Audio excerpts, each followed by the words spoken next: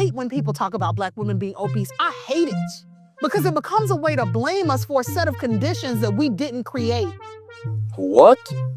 We are living in the Trump era. And look, those policies kill our people. And what public health practitioners think is that our stress responses in the body change our metabolism. What? Bro, what are you talking about, man? It's literally that the racism that you're experiencing and the struggle to make ends meet actually means the diet don't work for you the same.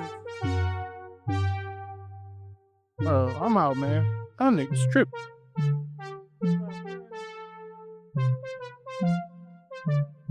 CRFI.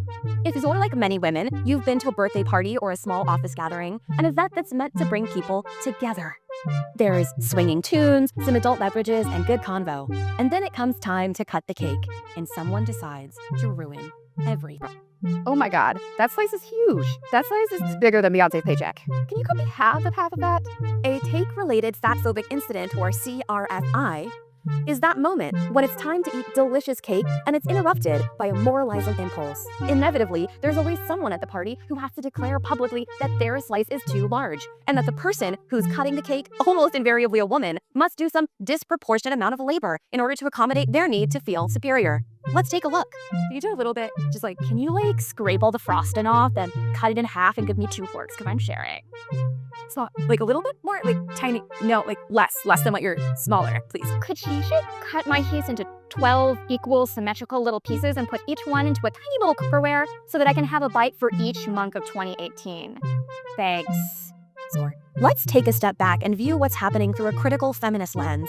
CRFIs typically happen in environments where there are primarily or exclusively women. Women are disproportionately negatively affected by diet culture because diet culture maps onto sexism. Like many parts of diet culture, there's a significant performance component. You have to show others that you are being good.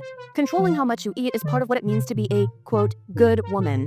This kind of behavior is a way for people to keep other people in check through food moralizing, surveillance, and policing. These are the mechanisms that are at the core of diet culture and weight control.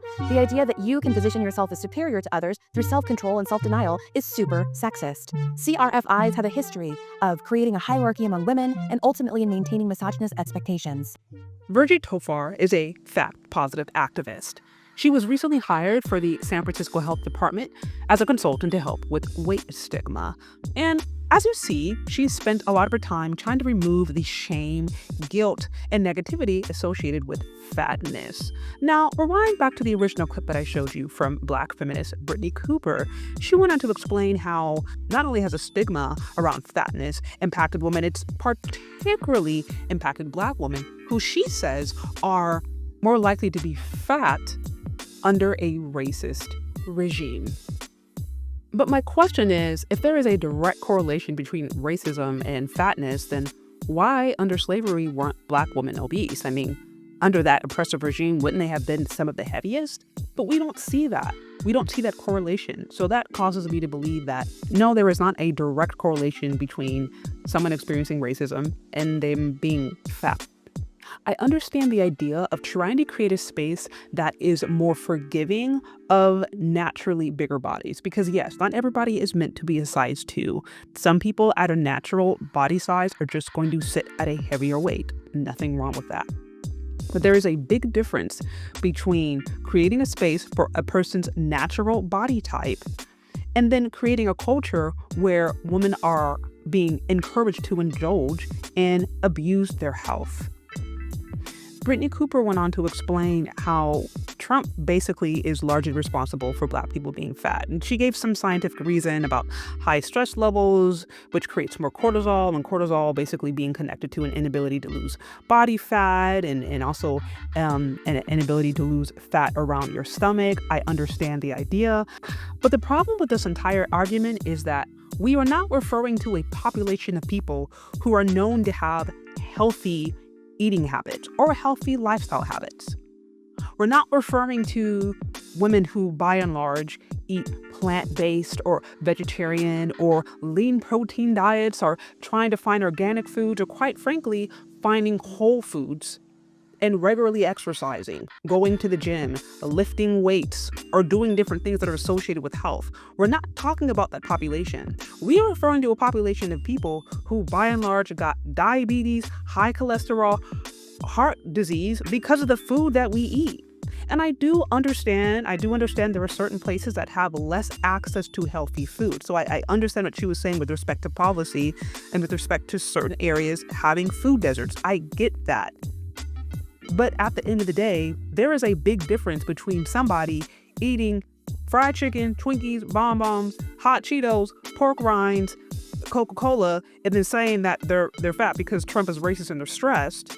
There's a difference between that person versus somebody who's walking every single day or exercising, trying to eat more vegetables, trying to eat more food, experiencing stress.